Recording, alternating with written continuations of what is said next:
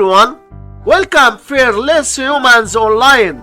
In this unboxing, 90 divided by 3 gives us 30, and here we have 10 divided by 5, which equals 2. So 30 divided by 2 is just 15. But this answer is not correct, because according to the order of operations, when we have more than one division in an expression, we have to work from left to right. So here first we have to do this division, then this division, and finally this division. If we do this division before this division, it's wrong. So first we have to do this division. 90 divided by 3 gives us 30. So 30 divided by 10 divided by 5. And now we have to do this division. 30 divided by